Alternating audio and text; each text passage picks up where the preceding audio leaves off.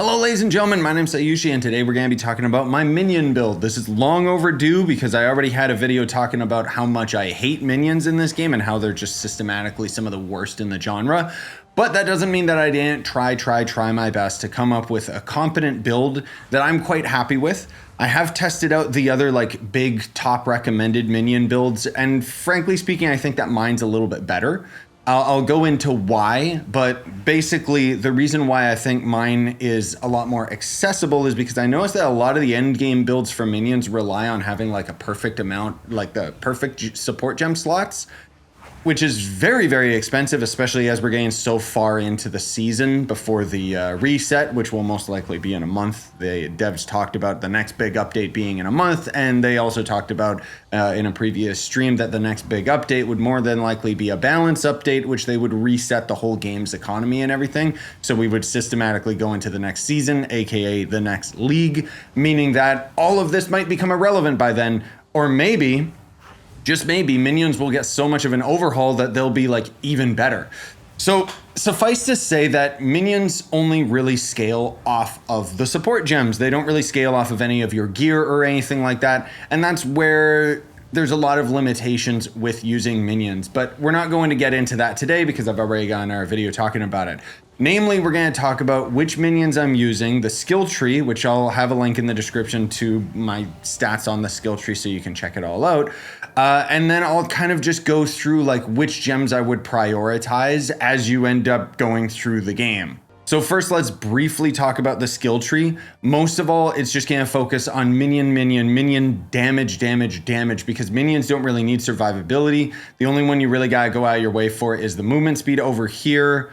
I go for the big damage nodes that helps with a lot of their crits, gives the minions a little bit more resistance and max life, although I don't necessarily need this, but it does give them that chaos resistance.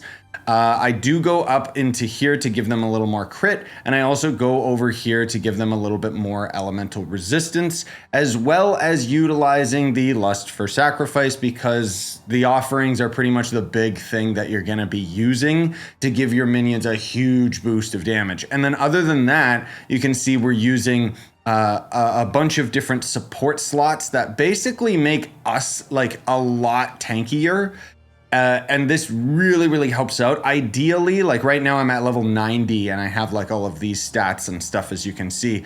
If I needed to sacrifice something, I could sacrifice some of these damage nodes over here and instead start working into here for this node, which would give you more survivability, but it means that your minions would deal less damage. And the way that I play this game is, since my minions are kind of just doing all of the damage in the first place, I kind of try to stay back unless it's something that I can get up close and personal, because unfortunately a lot of our buffs are based on our proximity to our minions. I am also using Infernalist, and of course we need to have the Infernal Hellhound because that is just going to give you free support slots. And then this right here, this one and this one are going to be the big ones that make a huge difference for this build, essentially giving you infinite mana. Now, this could be a bug or something that's going to end up changing in the game, but essentially what's happening when you have the Infernal Flame is it replaces your mana with almost like an overheat meter. So let me just show you right here as I start casting in the bottom right, you can see we're about to overheat, and we just overheated, and it took a little bit of a chunk of our energy shield. But when we're using Grim Harvest and a bunch of other things, it essentially means that we have infinite mana because we don't really have to worry about survivability. So we can just kind of keep casting whatever the heck we want.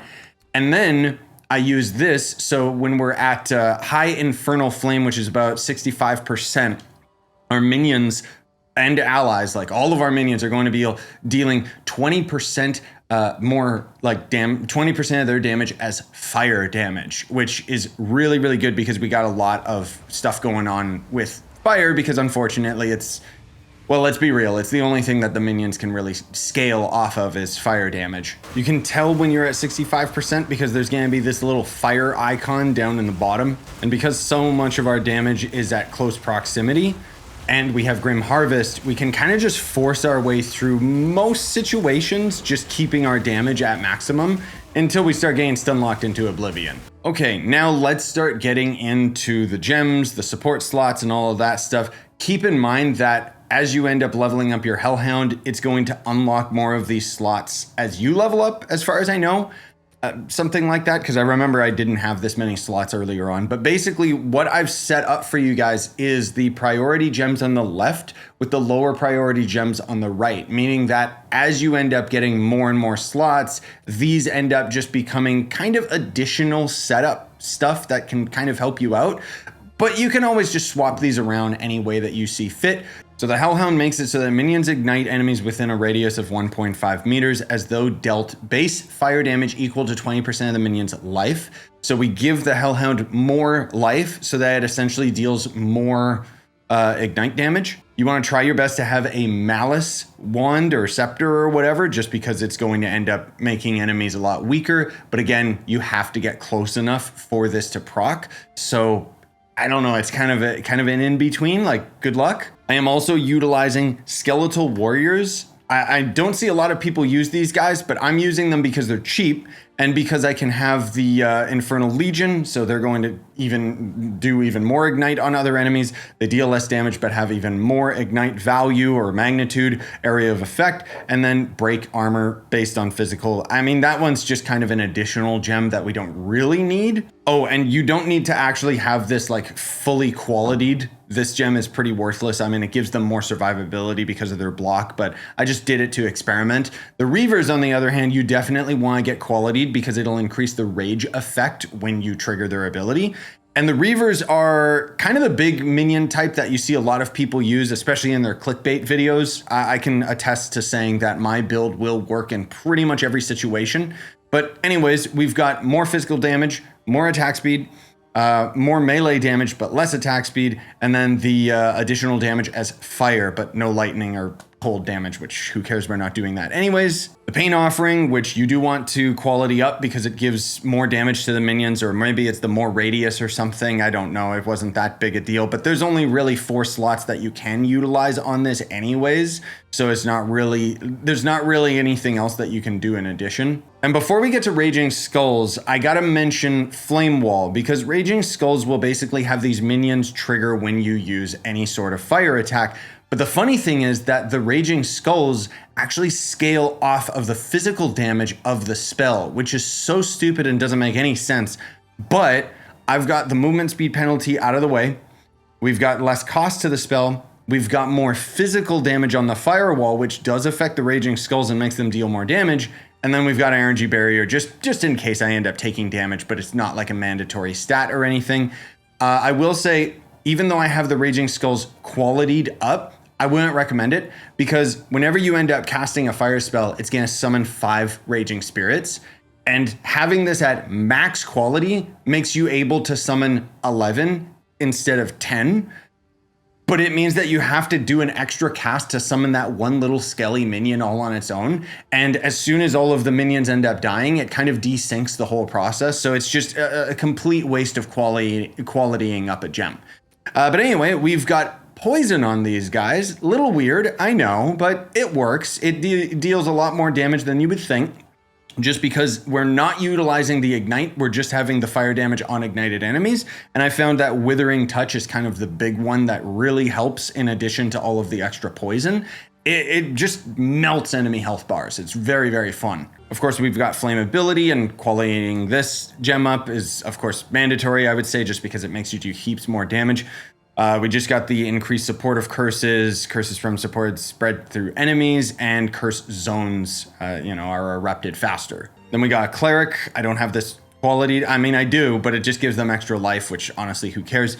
So we got Last Grasp, Minion Mastery, and Ingenuity. Again, the clerics aren't super important. I'll go into how many of each minion type I have in a moment. Grim Feast is going to end up being your huge survivability gem.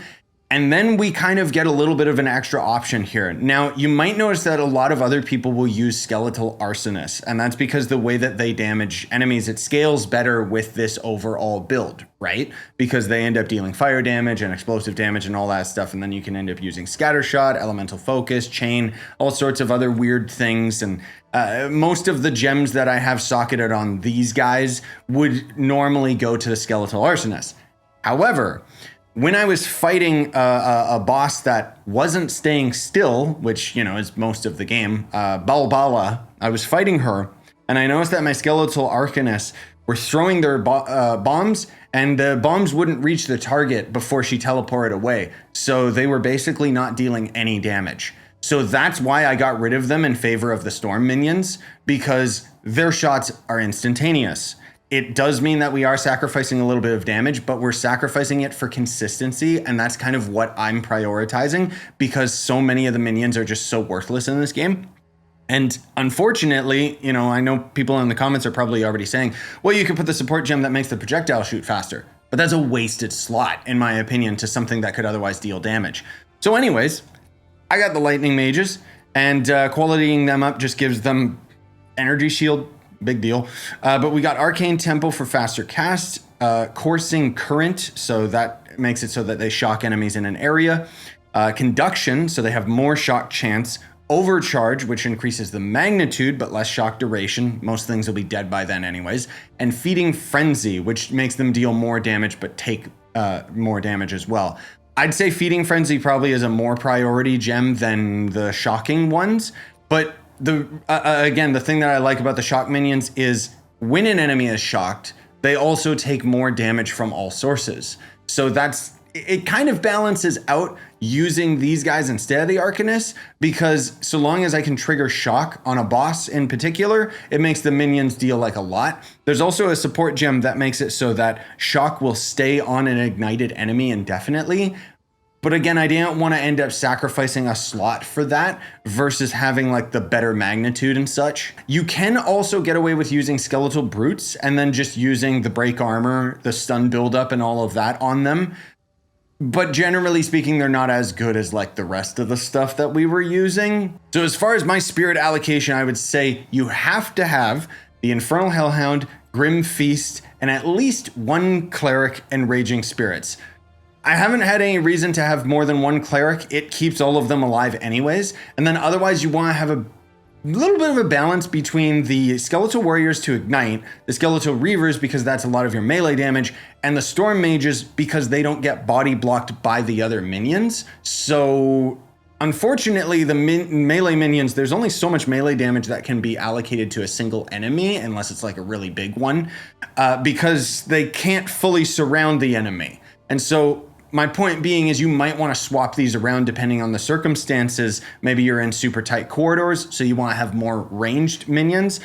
Or maybe you want to have more melee minions to strictly body block the enemies to keep you safe. Okay, lastly, let's talk about how we would end up building our character in terms of our gear. Well, frankly speaking, because most everything is on your minions, you can sacrifice all damage for all defense and just focus on magic find, magic find, magic find.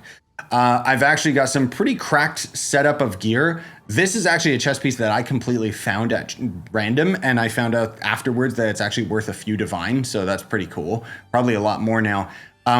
But otherwise, you want to get +2 minions on your hat, and then +4 minions on your scepter if you can, because that's kind of the only thing that you can do to buff your minions, and then otherwise it's going to end up being the very limited like boost to ally damage and stuff. I also used a bunch of the distilled so that I could end up getting the two-pronged attack on my amulet, because this is going to give minions 25% increased damage. And if you guys don't know, it basically is, where the heck is it? It's way down here, right? So there's no way in hell I'll be able to get this. But if you end up like identifying it or, you know, going into the advanced info, you can see that it takes distilled ire, fear, and guilt. So if you put ire, fear, and guilt in that order and then put an amulet into the distilled slot, that'll end up giving that stat to your amulet. Unfortunately, I don't have all of those right now. The menu basically looks like this, and you gotta put them in 1, 2, 3 in the exact order that it shows on the skill tree. And then otherwise, I like using a shield, because if you have a high enough block chance, this will end up being invaluable to keeping you alive. And don't sleep on stun threshold, because this game is stupid, and if you don't have enough stun threshold, you will literally just get CC'd into oblivion. Makes me, reminds me of when I was playing Diablo 4 and how frustrating and stupid that was. And then otherwise, this is like the big boy utility belt that pretty much everyone uses, because belts just universally suck in this game.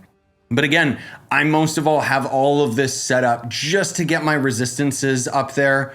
You can see my block chance 41%. My resistance is almost maxed out across the board. You do want to try and boost your overall maximum resistance if you could, but that starts getting very, very expensive, especially if you can find it on a shield.